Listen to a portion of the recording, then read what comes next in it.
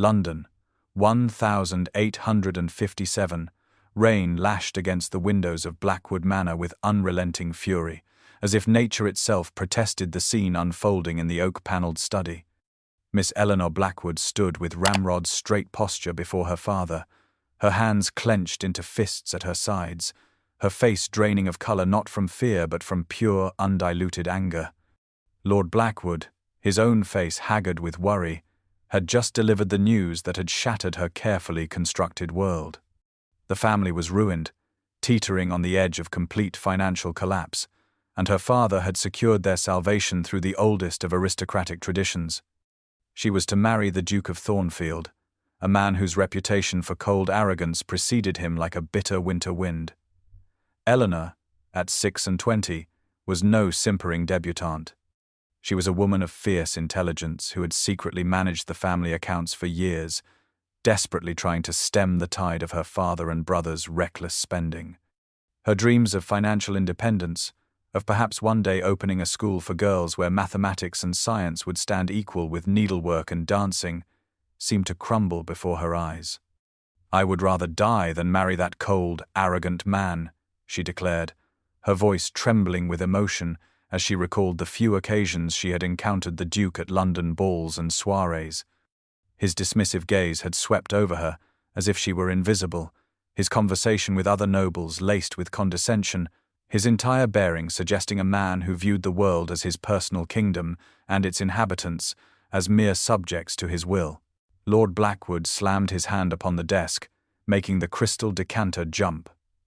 "You have been given a great honor, Eleanor," he said, his voice rising to match the storm outside. "The Duke could have chosen any young lady in London, yet he has agreed to save this family from ruin by offering for you." Her father ran a hand through his greying hair, looking suddenly old and defeated beneath his bluster. "You have 3 days until his arrival, 3 days to reconcile yourself to your duty as a daughter of this house." Eleanor felt the walls of the study closing in around her, the leather-bound books that had been her refuge now silent witnesses to her sentencing. Her mind raced through possibilities, each more desperate than the last. To run away would mean certain poverty. To refuse would doom her family, including her younger sisters whose futures would be destroyed by scandal and penury. The air in the room seemed to vibrate with tension as father and daughter regarded each other across an unbridgeable divide of understanding. In this moment of crisis, Eleanor's independent spirit, the very quality that had kept the family afloat for so long through her clever management, now stood as the greatest obstacle to the salvation her father had arranged. She turned away, unable to bear the mixture of authority and pleading in her father's gaze, and stared out at the rain transformed into rivers down the glass, a perfect mirror to the tears she refused to let fall. The following day dawned clear and bright, as if the heavens themselves had exhausted their fury, but the storm within Eleanor raged unabated as she slipped from Blackwood Manor with determined steps. She sought refuge in the one place that had never failed to provide solace to her troubled mind, Pembroke and Sons bookshop on a quiet corner of Oxford Street. The modest establishment with its towering shelves and pleasant aroma of leather, paper and ink had been her sanctuary since childhood, when her late mother would bring her to select volumes that most parents would consider wildly inappropriate for a young girl.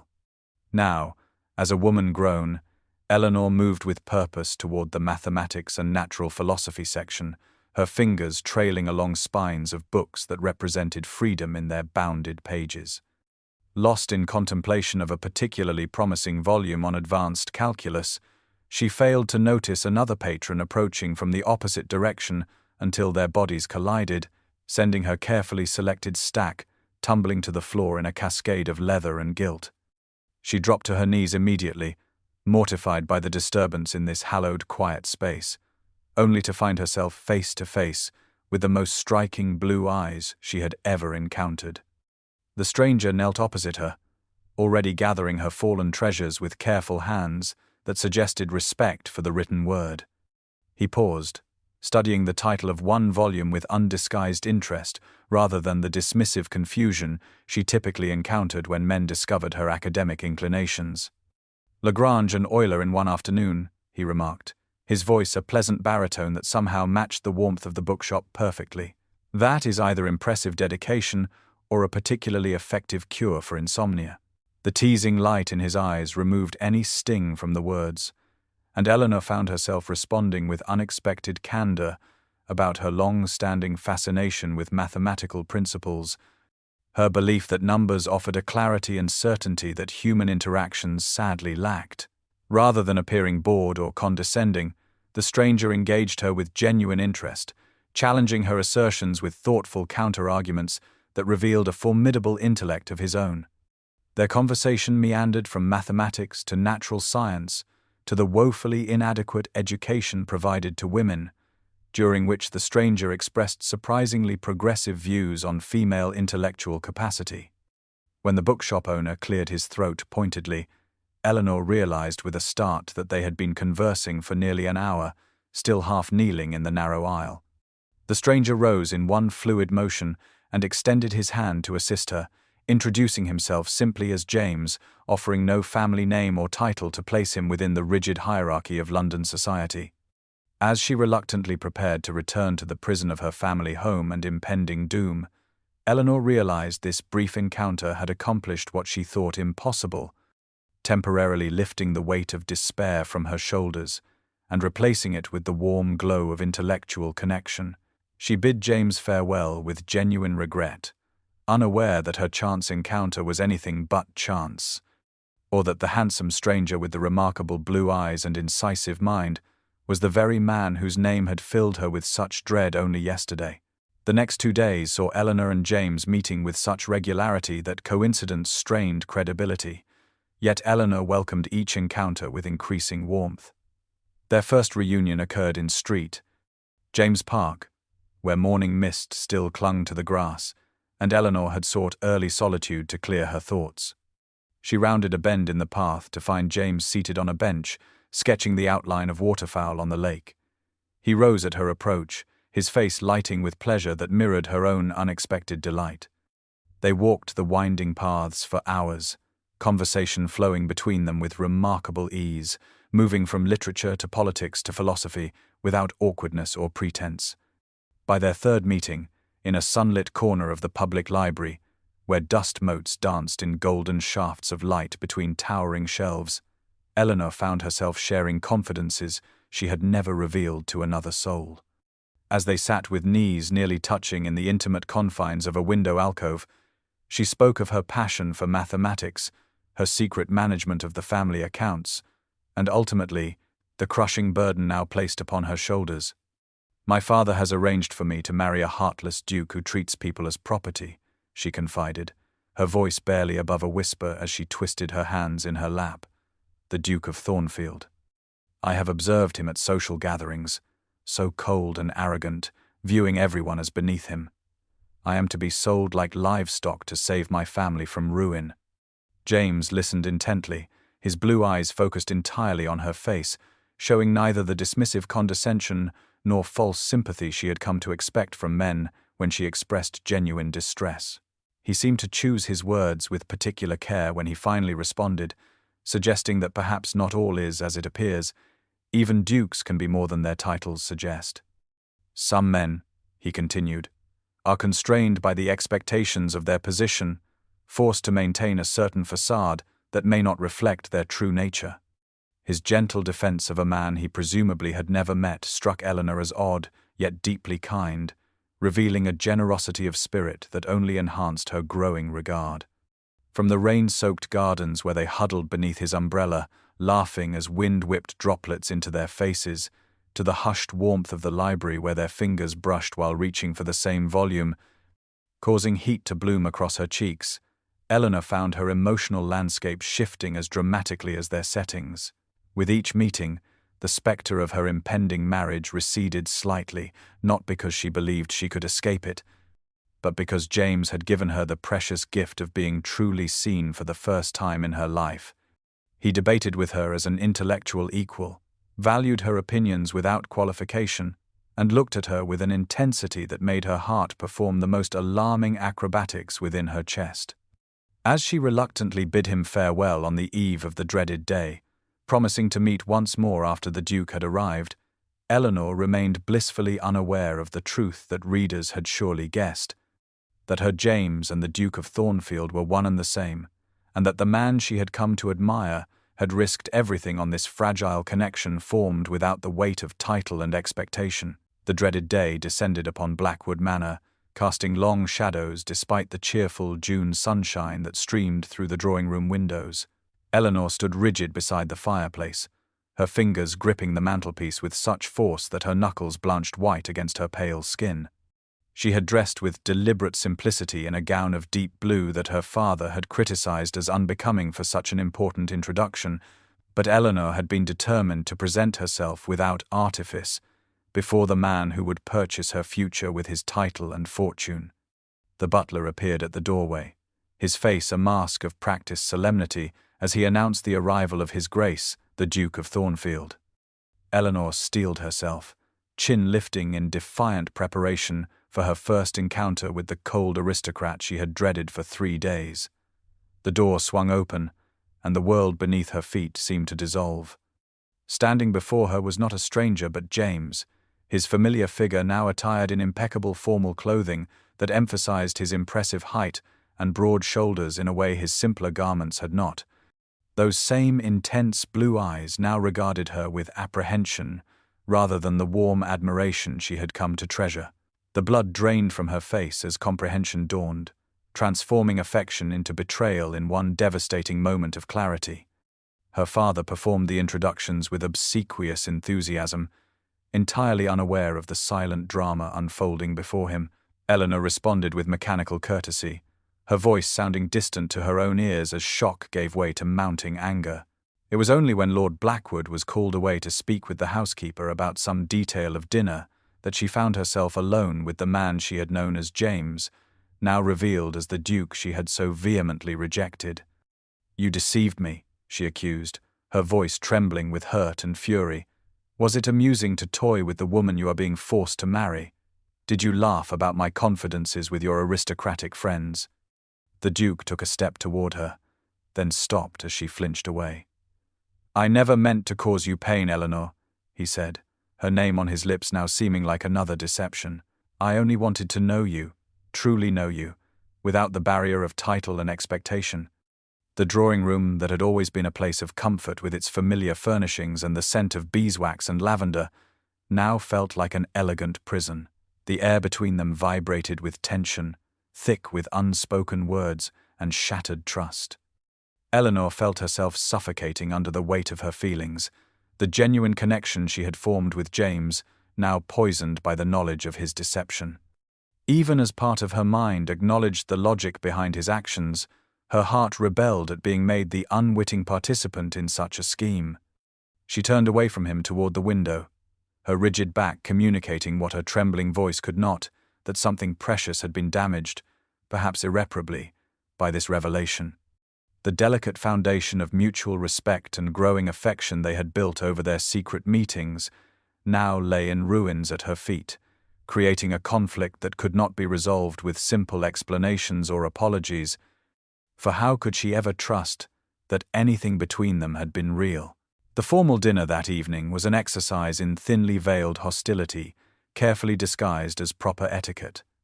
The Blackwood dining room glowed with candlelight reflecting off the family's best silver, hastily polished for the occasion, while footmen in borrowed livery served courses with practiced precision.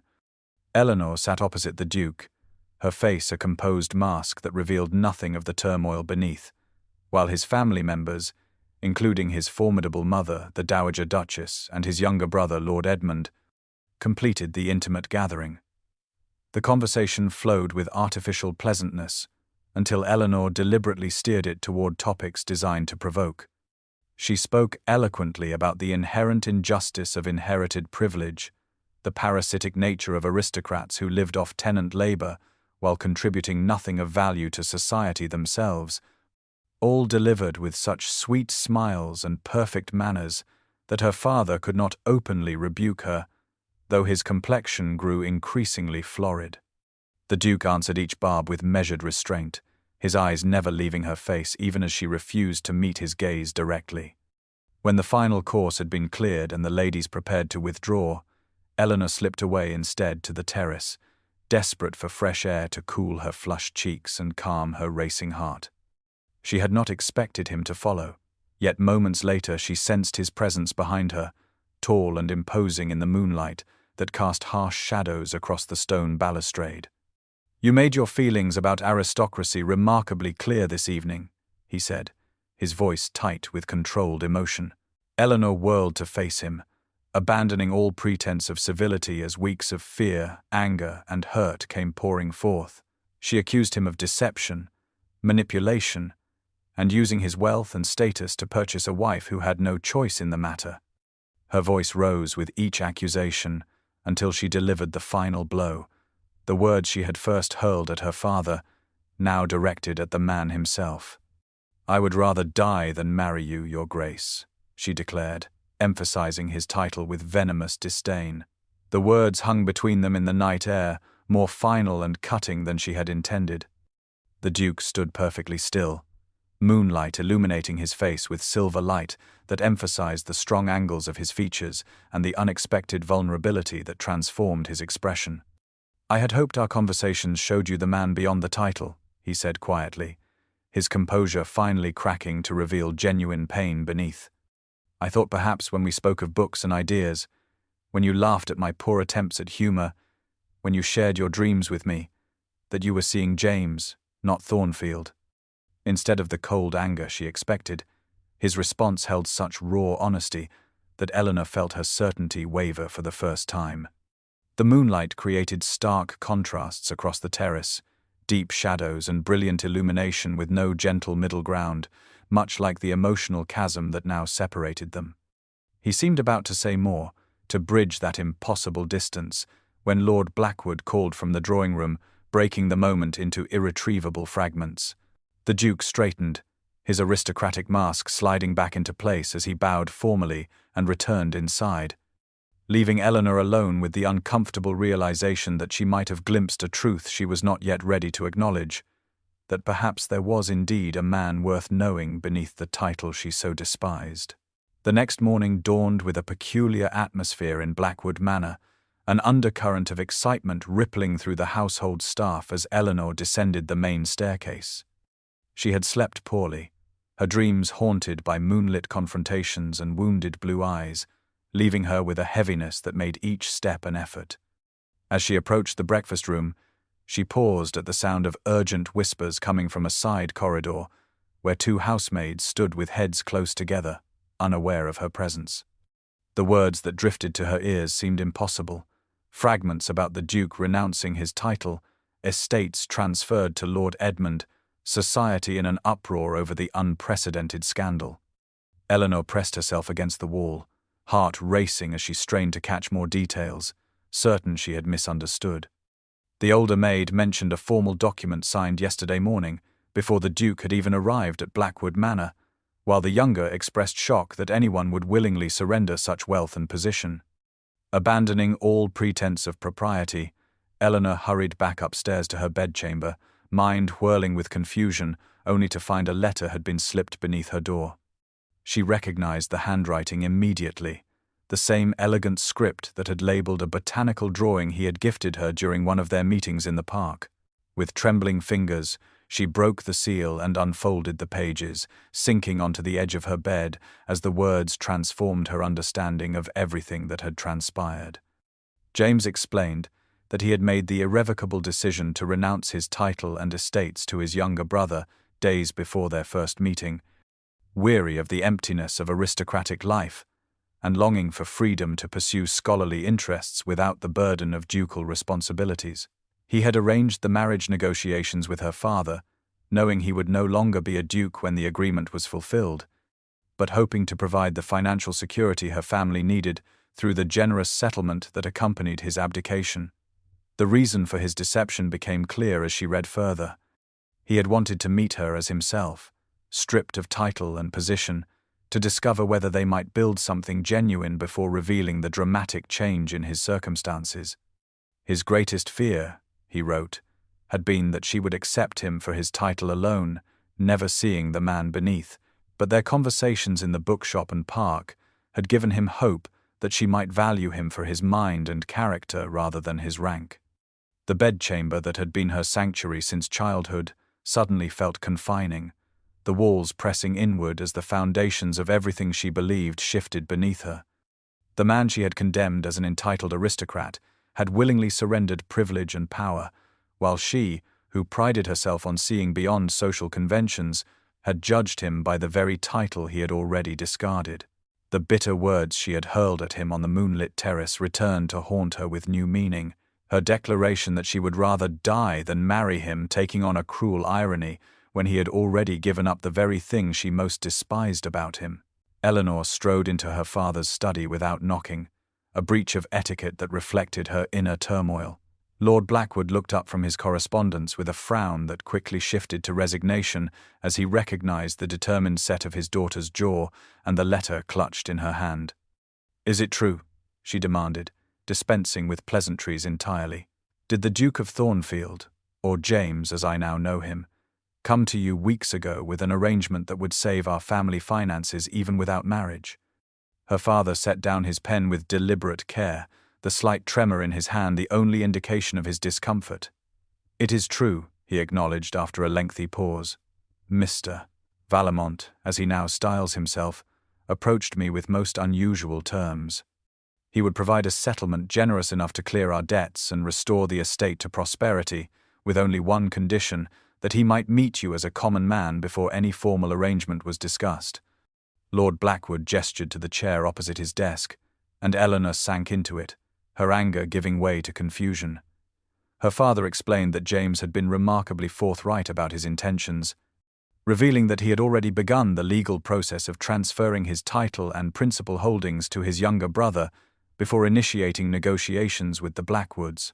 He had grown weary of the artifice of aristocratic life, the emptiness of relationships built on advantage rather than genuine connection. Above all, he had wanted the freedom to pursue scholarly interests in natural philosophy and mathematics that had been deemed inappropriate for a duke, but might be respectable for a private gentleman of means. "And he wished to meet you, Eleanor, without the shadow of title and wealth coloring your perception of him," Lord Blackwood continued, looking at his daughter with new understanding. "He spoke of you with remarkable insight, describing your intelligence and independent spirit as qualities to be treasured rather than managed. I confess I was skeptical, but his sincerity was difficult to doubt."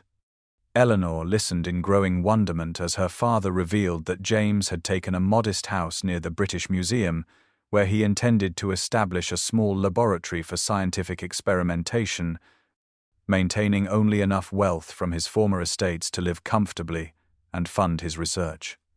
The settlement he had arranged for the Blackwoods was substantial, but would not impoverish him, representing a carefully calculated balance that would allow both parties to move forward with dignity. Sunlight suddenly broke through the clouds outside, sending a shaft of golden illumination across the study that had seemed so threatening just days before. In this new light, the room felt transformed into a place of revelation rather than confinement, much as her understanding of James had been transformed by the truth of his sacrifice.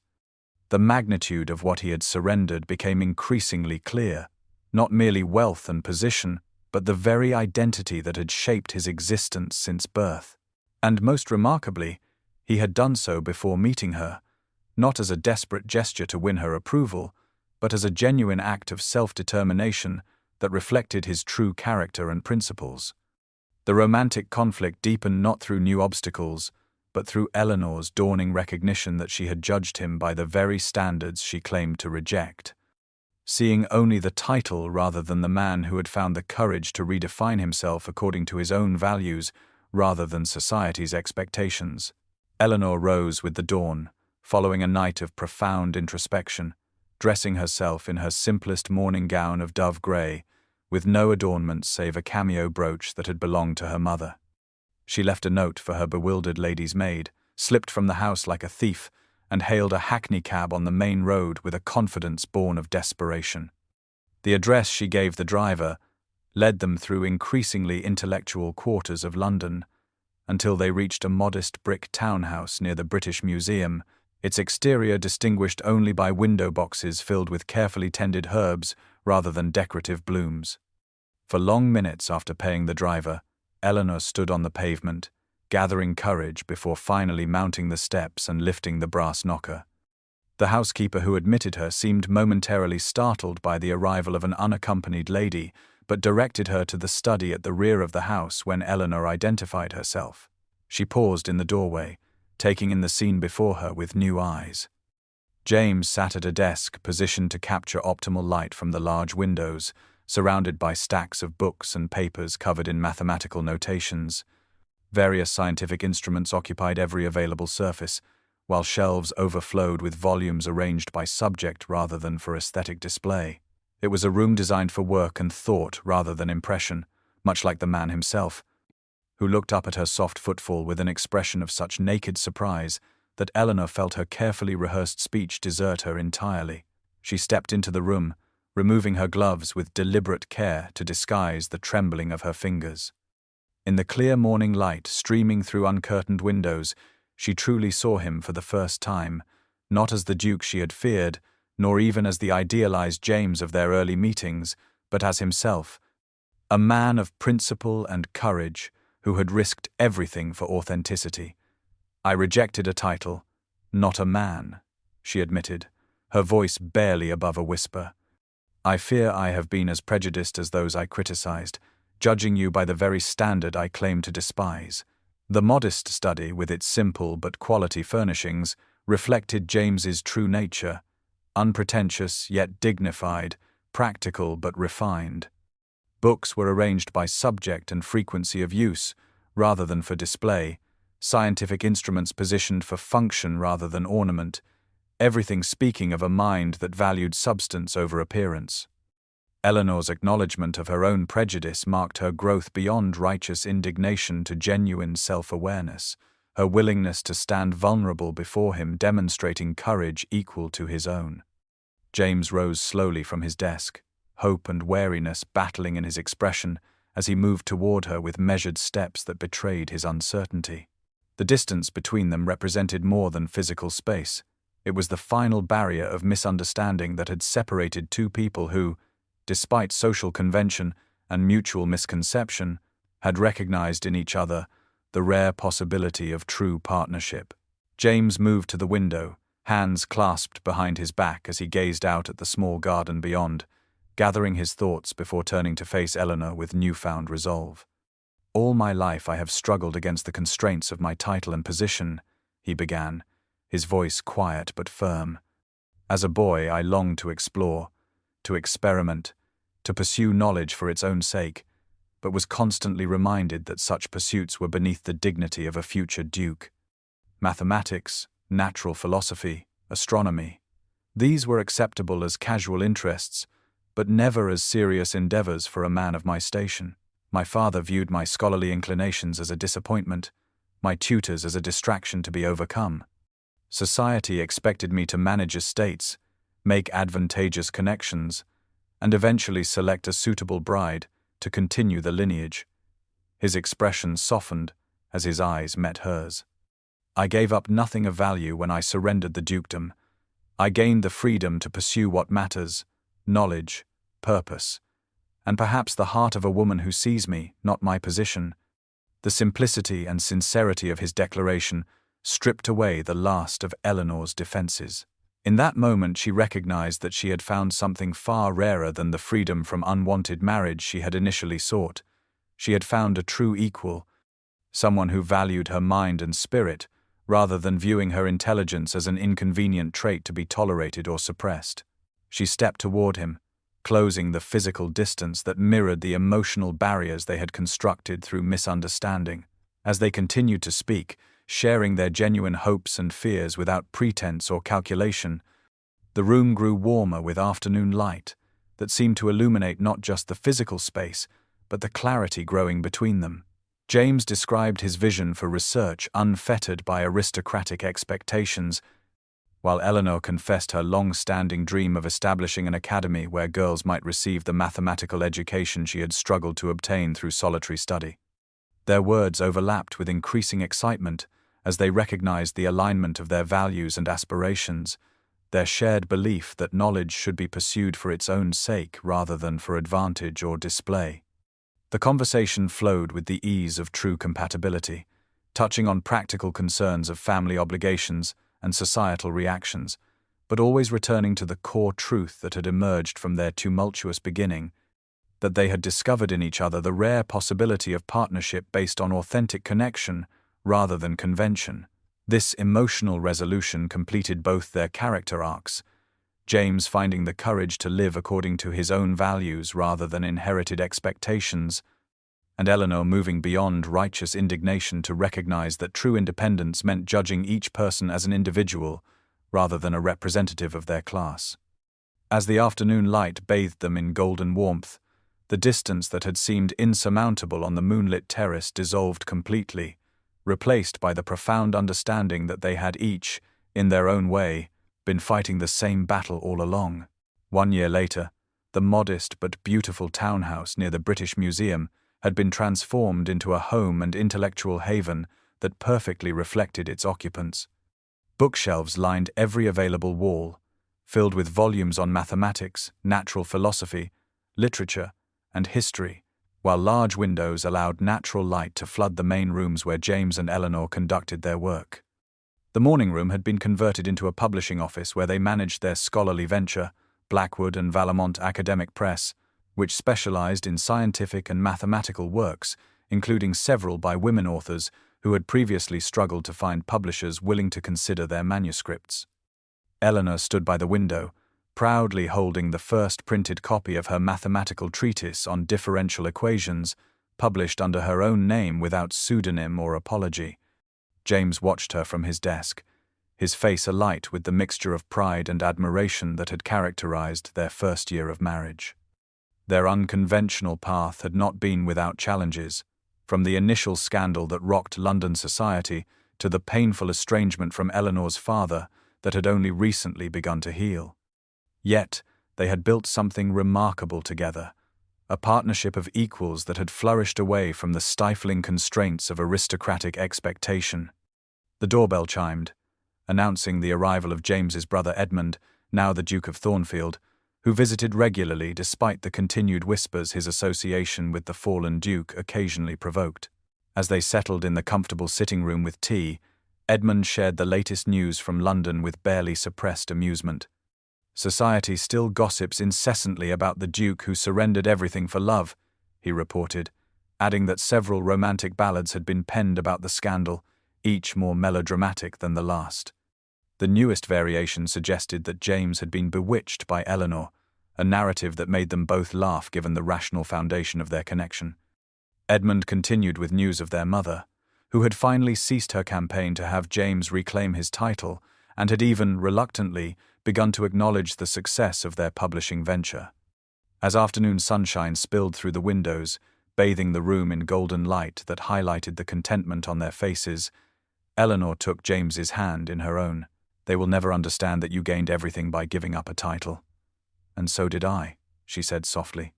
James squeezed her fingers in silent agreement as Edmund watched the exchange with growing comprehension of what his brother had discovered, something far more valuable than the dukedom he had inherited.